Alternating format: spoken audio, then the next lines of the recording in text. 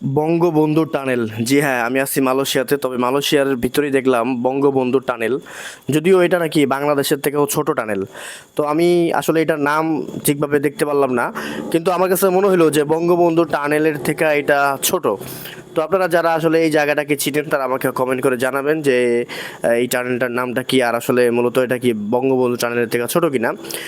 যদিও মানে আমি আমার অভিজ্ঞতা শেয়ার করতেছি। তো আসলে বাস্তব যে বিষয়টা সেটা হচ্ছে মালয়েশিয়ার বুকে অনেক সুন্দর সুন্দর জায়গা, বিশেষ করে মালয়েশিয়ার সবচেয়ে বেশি সুন্দর লাগে মালয়েশিয়ার রাস্তাঘাটগুলা। আপনি দূর দূরান্তের যেখানেই যান, মালয়েশিয়ার যেই কোনো জায়গায় যান না কেন, এরা হচ্ছে রাস্তার জন্য বিখ্যাত। আমরা আজকে আমাদের যেই মূল ফ্যাক্টরি থেকে অনেক দূরে একটি জায়গায় কাজে আসছিলাম। তো সেইখানে যখন আমি কাজে আসলাম, কাজ শেষ করে যখন বাসা যাইতেছিলাম, তখন চিন্তা করলাম যে আসলে আমাদের বাংলাদেশে হইলে এত দূরে আইসা অন্ততপক্ষে মানে কাজ করে যাবো, আমাদের যেই বাসা বা ফ্যাক্টরি সেখানে ফেরত যাব, এরকম কোনো সিচুয়েশন আছে বলে আমার মনে নাই। তো আমি আমার পাশে থাকা যে মানে এই নাগরিক আছে, তো তার সাথে কন্ট্রাক্টরের সাথে কথা বললাম। বললাম যে দেখ, আজকে আমরা যত দূর আসছি, এত দূর আসতে আসতে আমাদের দিন শেষ যদি আমি বাংলাদেশে থাকতাম। আর এখন তো আলহামদুলিল্লাহ এই জায়গায় কাজ শেষ করে তারপরে আবার অলরেডি রিটার্ন বাসা যাইতেছি। তো এটা একটা বড় একটা প্লাস পয়েন্ট, বিশেষ করে মালয়েশিয়ার জন্য। মালয়েশিয়াতে এই একটা সুবিধা খুবই ভালো, যেটা আপনারা জানেন যে অনেকে প্রবাসী বাংলাদেশি যারা আছেন মালয়েশিয়াতে, তারা অনেক সময় অনেক দূরে কাজ করেন। দেখা গেলো যে প্রতিদিনই প্রায় বাইরে যাওয়া লাগে, দূরে যাওয়া লাগে, কিন্তু পরিশেষে রাত্রে কিন্তু ঠিকই ঘরে ফেরত চলে আসেন। কারণ হচ্ছে কি, এখানে যাতায়াত ব্যবস্থা খুবই ভালো। মালয়েশিয়ার বিশেষ করে যাতায়াত ব্যবস্থাটা খুবই ভালো, এক কথায়। তো আমার কাছে সবচেয়ে বেশি সুন্দর লাগছে মালয়েশিয়ার যে রাস্তাঘাট খুব বেশি, এবং আমি এমনও জায়গায় গেছি যেখানে মানে পাম বাগান আর পাম বাগান, এই বাগানের ভিতরে অনেকে বাড়িঘর করছে। সেই একটা বাড়ির জন্য মানে রাস্তা টানা হয়েছে। অনেক সময় আমি জিজ্ঞাসা করি যে এই রাস্তাগুলোকে আসলে ব্যক্তি উদ্যোগে বা নিজের ব্যক্তিগত খরচে কিনা। অনেকে বলে যে হ্যাঁ, এটা নিজস্ব ব্যক্তিগত উদ্যোগে বা নিজস্ব খরচে এইখানে যে যার জায়গার মালিক যে বাড়ি করছে তিনি তার ব্যক্তিগত খরচে এই রাস্তাটা নিয়ে আসছে।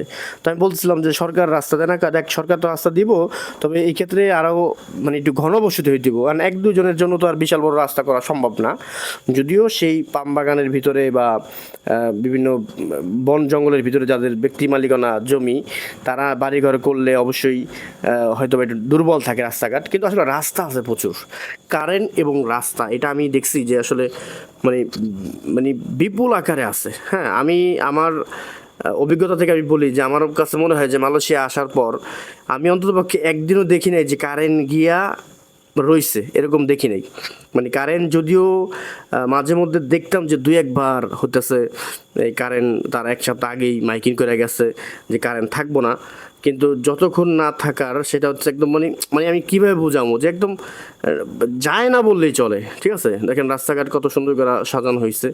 হ্যাঁ, এগুলা ফ্লাইওভারের উপর দিয়ে আমি যেতেছি, নিচে কিন্তু বিশাল রাস্তা।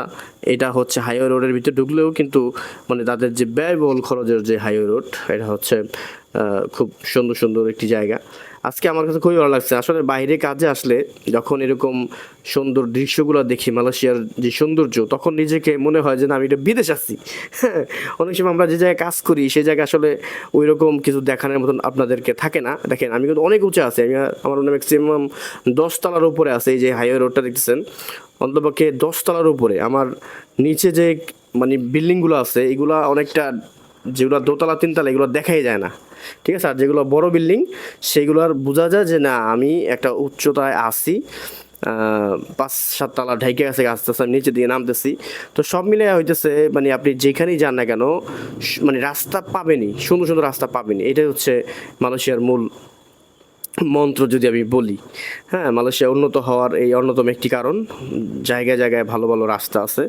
রাস্তার কারণে মানুষজন ব্যবসা বাণিজ্য বা নিজের ঘর বাড়িতে যাতায়াত করে খুব সুবিধা পায়, যার কারণে খুব দ্রুতই তারা আগায় যাচ্ছে। তো এটাই আর কি। আসলে প্রবাস জীবনে আপনি হয়তো বা আরব দেশে আছেন, বা প্রবাসী হিসাবে হয়তো বা ইউরোপের দেশে আছেন, আমেরিকাতে আছেন। তো আমরা আসলে প্রবাসীরা মানুষের জিনিসগুলো দেখি, আমাদের কাছে ভালো লাগে, কিন্তু আফসোস করি তখন যখন দেখি আমাদের বাংলাদেশে এরকম কাঠামোগত উন্নয়ন হইতেছে, কিন্তু এরকম এখনও পর্যন্ত অনেক দেরি আছে।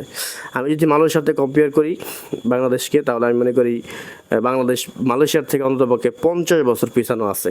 এটা আমি আমার অভিজ্ঞতায় বলতেছি, আপনারা অবশ্যই আপনাদের অভিজ্ঞতা কমেন্ট করে জানাবেন।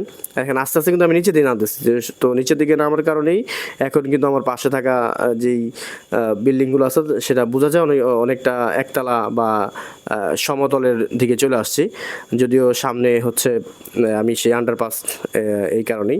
তো যাই হোক, ভিডিওটা লম্বা করবো না, অবশ্যই ভিডিওটা শেয়ার করবেন আর আপনাদের মতামত কমেন্ট বক্সে লিখবেন। ভালো থাকবেন, ইনশাল্লাহ দেখা হবে নতুন কোনো ভিডিওতে। এই প্রত্যাশা আজকের মতন বিদায়।